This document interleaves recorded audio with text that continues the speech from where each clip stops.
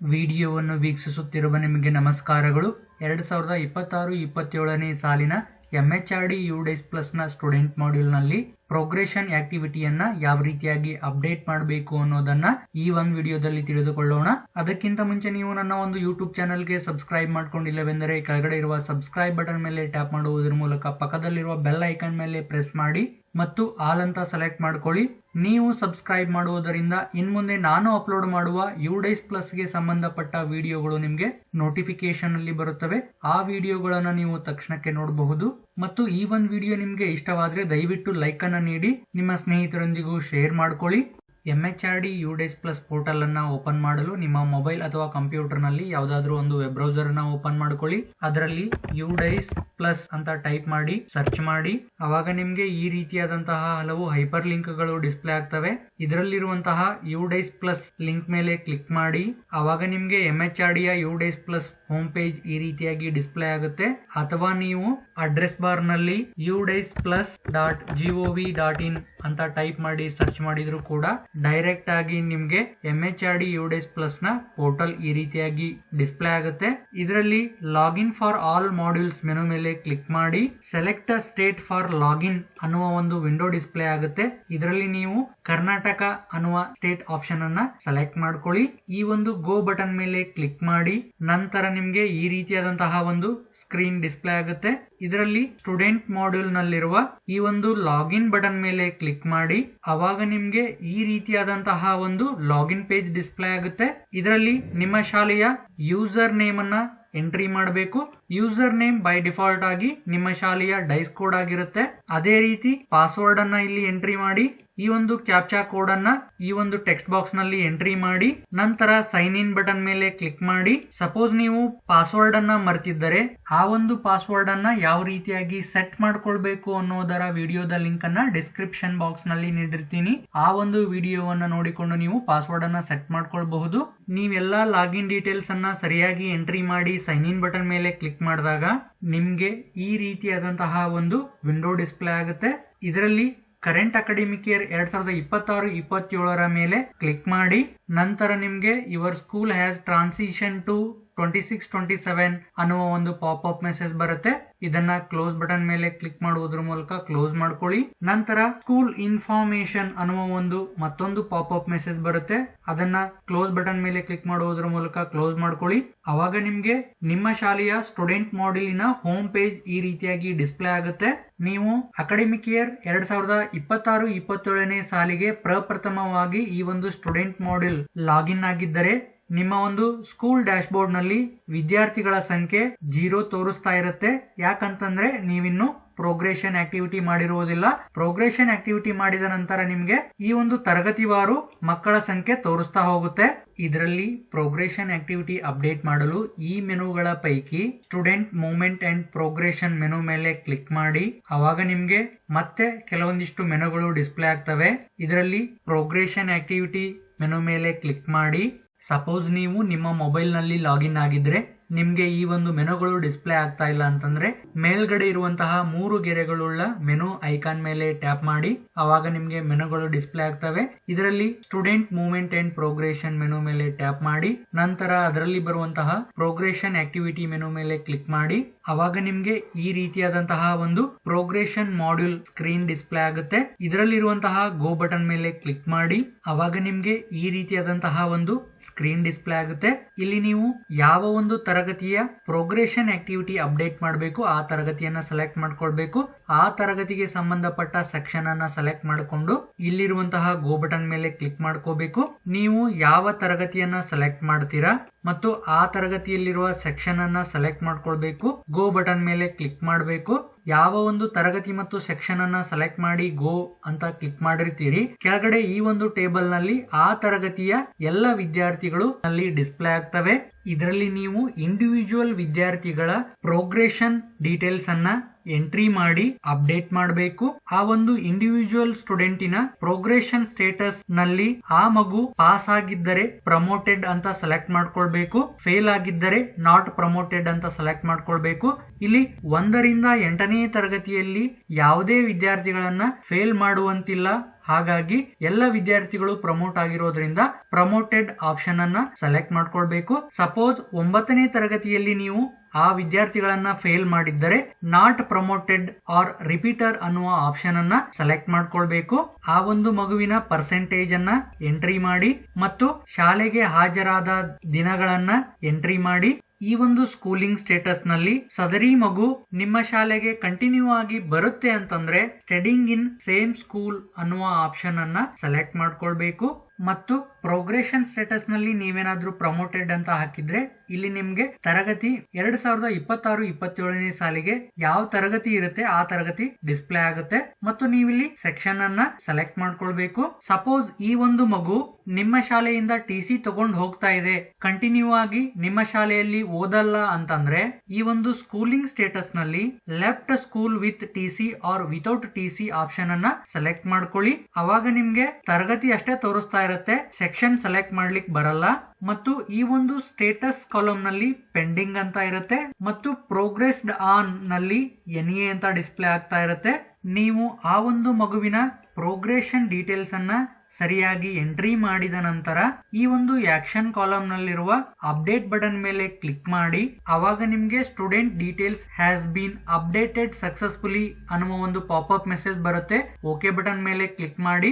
ಅವಾಗ ನೀವು ನೋಡಬಹುದು ಈ ಒಂದು ಸ್ಟೇಟಸ್ ನಲ್ಲಿ ಡನ್ ಅಂತ ಬರುತ್ತೆ ಮತ್ತು ಪ್ರೋಗ್ರೆಸ್ಡ್ ಆನ್ ನಲ್ಲಿ ನೀವು ಯಾವ ಒಂದು ದಿನಾಂಕ ಮತ್ತು ಯಾವ ಒಂದು ಸಮಯದಲ್ಲಿ ಈ ಮಗುವಿನ ಪ್ರೋಗ್ರೆಷನ್ ಡೀಟೇಲ್ಸ್ ಅನ್ನ ಎಂಟ್ರಿ ಮಾಡಿ ಅಪ್ಡೇಟ್ ಮಾಡಿದೀರಿ ಅನ್ನೋದು ಡಿಸ್ಪ್ಲೇ ಆಗ್ತಾ ಇರುತ್ತೆ. ಇದೇ ರೀತಿ ಇಂಡಿವಿಜುವಲ್ ವಿದ್ಯಾರ್ಥಿಗಳ ಪ್ರೋಗ್ರೆಷನ್ ಡೀಟೇಲ್ಸ್ ಅನ್ನ ಎಂಟ್ರಿ ಮಾಡಿ ನಂತರ ಆ ಮಗುವಿನ ಮುಂದಿರುವಂತಹ ಅಪ್ಡೇಟ್ ಬಟನ್ ಮೇಲೆ ಕ್ಲಿಕ್ ಮಾಡಿ. ಎಲ್ಲ ವಿದ್ಯಾರ್ಥಿಗಳ ಪ್ರೋಗ್ರೆಷನ್ ಡೀಟೇಲ್ಸ್ ಅನ್ನ ಎಂಟ್ರಿ ಮಾಡಿದ ನಂತರ ಈ ಒಂದು ಟೇಬಲ್ ನ ಕೆಳಗಡೆ ಇರುವಂತಹ ಫೈನಲೈಸ್ ಬಟನ್ ಮೇಲೆ ಕ್ಲಿಕ್ ಮಾಡಿ. ಅವಾಗ are you sure you want to freeze the section with the statistics below ಅನ್ನುವ ಒಂದು ವಿಂಡೋ ಈ ರೀತಿಯಾಗಿ ಡಿಸ್ಪ್ಲೇ ಆಗುತ್ತೆ. ಈ ಒಂದು ವಿಂಡೋದಲ್ಲಿರುವಂತಹ ಕನ್ಫರ್ಮ್ ಬಟನ್ ಮೇಲೆ ಕ್ಲಿಕ್ ಮಾಡಿ. ಸಪೋಸ್ ನಿಮ್ಗೆ progression status not updated for all students in the selected section ಅಂತ ಏನಾದ್ರೂ ಪಾಪ್ಅಪ್ ಮೆಸೇಜ್ ಬಂತು ಅಂತಂದ್ರೆ ಈ ಒಂದು ಓಕೆ ಬಟನ್ ಮೇಲೆ ಕ್ಲಿಕ್ ಮಾಡಿ. ನೀವು ಈ ತರಗತಿಯಲ್ಲಿರುವಂತಹ ಎಲ್ಲ ವಿದ್ಯಾರ್ಥಿಗಳ ಪ್ರೋಗ್ರೆಷನ್ ಕಂಪ್ಲೀಟ್ ಮಾಡಿಲ್ಲ ಅಂತ ಅರ್ಥ. ಸೊ ಮತ್ತೊಮ್ಮೆ ಚೆಕ್ ಮಾಡಿ. ಈ ಒಂದು ಸ್ಟೇಟಸ್ ಕಾಲಮ್ ನಲ್ಲಿ ಎಲ್ಲ ವಿದ್ಯಾರ್ಥಿಗಳ ಮುಂದೆ ಡನ್ ಅಂತ ಬಂದಿರಬೇಕು. ಅವಾಗ ನೀವು ಈ ಒಂದು ಫೈನಲೈಸ್ ಬಟನ್ ಮೇಲೆ ಕ್ಲಿಕ್ ಮಾಡಿ. ನಂತರ ಈ ಒಂದು ಪಾಪ್ಅಪ್ ಮೆಸೇಜ್ ನಲ್ಲಿರುವಂತಹ ಕನ್ಫರ್ಮ್ ಬಟನ್ ಮೇಲೆ ಕ್ಲಿಕ್ ಮಾಡಿ. ಅವಾಗ ನಿಮ್ಗೆ progression activity of all students, ನೀವು ಯಾವ ಒಂದು ತರಗತಿಯನ್ನ ಓಪನ್ ಮಾಡಿಕೊಂಡು ಪ್ರೋಗ್ರೆಷನ್ ಡೀಟೇಲ್ಸ್ ಅನ್ನ ಅಪ್ಡೇಟ್ ಮಾಡ್ತಿರ್ತೀರಿ ಅದು ಸಕ್ಸಸ್ಫುಲಿ ಕಂಪ್ಲೀಟೆಡ್ ಅಂತ ಈ ರೀತಿಯಾಗಿ ಡಿಸ್ಪ್ಲೇ ಆಗುತ್ತೆ. ಓಕೆ ಬಟನ್ ಮೇಲೆ ಕ್ಲಿಕ್ ಮಾಡಿ. ಇದೇ ರೀತಿ ನಿಮ್ಮ ಶಾಲೆಯಲ್ಲಿರುವಂತಹ ಎಲ್ಲ ತರಗತಿಗಳನ್ನ 1 by 1 ಆಗಿ ಸೆಲೆಕ್ಟ್ ಮಾಡಿಕೊಂಡು ಆ ತರಗತಿಯಲ್ಲಿರುವ ಸೆಕ್ಷನ್ ಅನ್ನ ಸೆಲೆಕ್ಟ್ ಮಾಡಿಕೊಂಡು ಸರ್ಚ್ ಮಾಡುವುದರ ಮೂಲಕ ಆ ಎಲ್ಲ ವಿದ್ಯಾರ್ಥಿಗಳ ಪ್ರೋಗ್ರೆಷನ್ ಡೀಟೇಲ್ಸ್ ಅನ್ನ ಅಪ್ಡೇಟ್ ಮಾಡುವುದರ ಮೂಲಕ ಆ ಒಂದು ತರಗತಿಯ ಕೆಳಗಡೆ ಇರುವಂತಹ ಈ ಒಂದು ಫೈನಲೈಸ್ ಬಟನ್ ಮೇಲೆ ಕ್ಲಿಕ್ ಮಾಡುವುದರ ಮೂಲಕ ಫೈನಲೈಸ್ ಮಾಡಿ.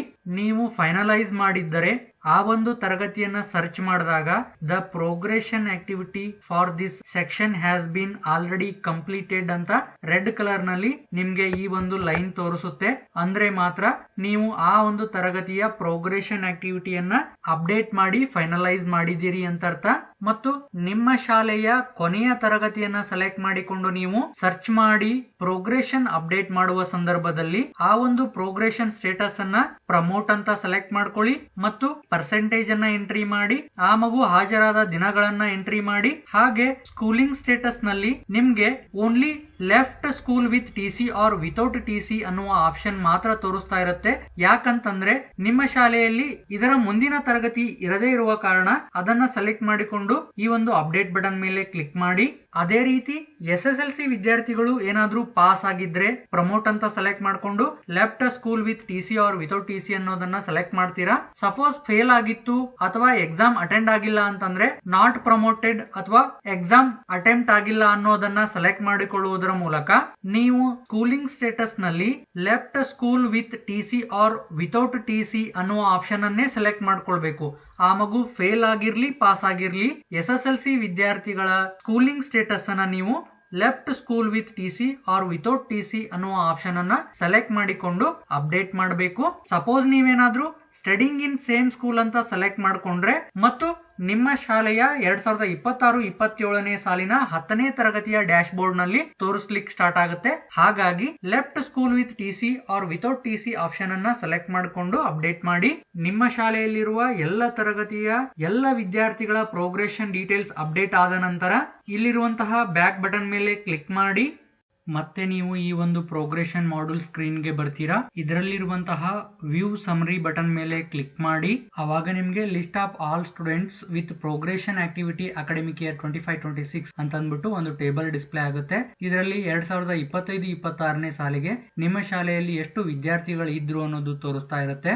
ಅದೇ ರೀತಿ ಆ ವಿದ್ಯಾರ್ಥಿಗಳ ಪೈಕಿ ಎಷ್ಟು ವಿದ್ಯಾರ್ಥಿಗಳ ಪ್ರೋಗ್ರೆಷನ್ ಆಕ್ಟಿವಿಟಿಯನ್ನು ನೀವು ಕಂಪ್ಲೀಟ್ ಮಾಡಿದಿರಿ ಅನ್ನೋದು ತೋರಿಸ್ತಾ ಇರುತ್ತೆ. ಹಾಗೆ ಇನ್ನು ಎಷ್ಟು ವಿದ್ಯಾರ್ಥಿಗಳ ಪ್ರೋಗ್ರೆಷನ್ ಆಕ್ಟಿವಿಟಿ ನೀವು ಅಪ್ಡೇಟ್ ಮಾಡೋದು ಬಾಕಿ ಇದೆ ಅಂತ ಅಂದ್ಬಿಟ್ಟು ಈ ಒಂದು ಪೆಂಡಿಂಗ್ ನಲ್ಲಿ ನಂಬರ್ ತೋರಿಸ್ತಾ ಇರುತ್ತೆ. ಸಪೋಸ್ ಇಲ್ಲಿ ನಂಬರ್ ತೋರಿಸ್ತಾ ಇದೆ ಅಂತಂದ್ರೆ ಆ ಒಂದು ತರಗತಿಯನ್ನ ಓಪನ್ ಮಾಡಿಕೊಳ್ಳುವುದರ ಮೂಲಕ ಪ್ರೋಗ್ರೆಷನ್ ಆಕ್ಟಿವಿಟಿಯನ್ನ ಅಪ್ಡೇಟ್ ಮಾಡ್ಕೊಳ್ಳಿ. ಸಪೋಸ್ ಇಲ್ಲಿ 0 ಇತ್ತು ಅಂತಂದ್ರೆ ನೀವು ಎಲ್ಲ ವಿದ್ಯಾರ್ಥಿಗಳ ಪ್ರೋಗ್ರೆಷನ್ ಆಕ್ಟಿವಿಟಿಯನ್ನ ಅಪ್ಡೇಟ್ ಮಾಡಿದ್ದೀರಿ ಅಂತ ಅರ್ಥ.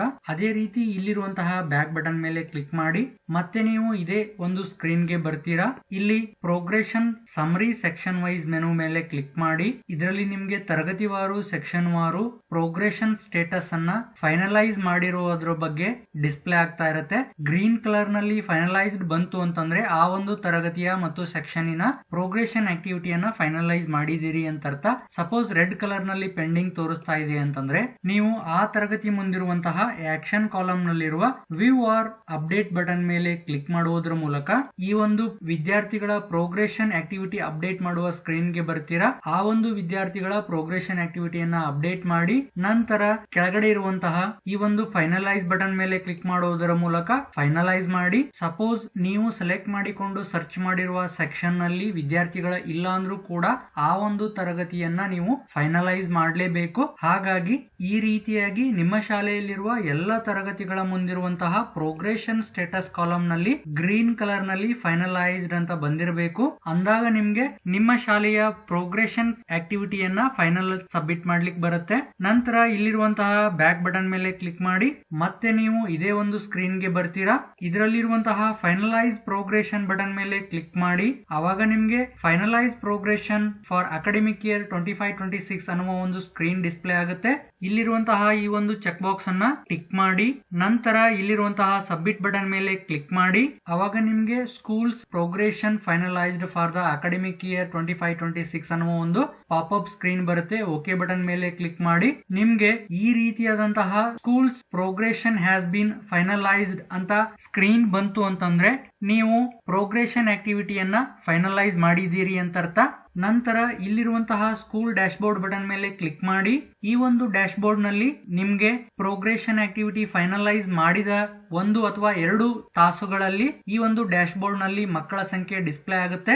ಇದಿಷ್ಟು ಈ ಒಂದು ವಿಡಿಯೋದಲ್ಲಿ ಯಾವ ರೀತಿಯಾಗಿ ಯುಡೇಸ್ ಪ್ಲಸ್ ನ ಸ್ಟೂಡೆಂಟ್ ಮಾಡ್ಯೂಲ್ ನಲ್ಲಿ ಪ್ರೋಗ್ರೆಷನ್ ಆಕ್ಟಿವಿಟಿ ಫೈನಲೈಸ್ ಮಾಡಬೇಕು ಅನ್ನೋದನ್ನ ತಿಳ್ಕೊಂಡ್ವಿ. ಈ ಒಂದು ವಿಡಿಯೋ ನಿಮ್ಗೆ ಇಷ್ಟವಾಗಿದೆ ಎಂದು ಭಾವಿಸ್ತೀನಿ. ಇಷ್ಟವಾದ್ರೆ ಒಂದು ಲೈಕ್ ಅನ್ನ ನೀಡಿ ಮತ್ತು ನಿಮ್ಮ ಸ್ನೇಹಿತರೊಂದಿಗೂ ಶೇರ್ ಮಾಡ್ಕೊಳ್ಳಿ.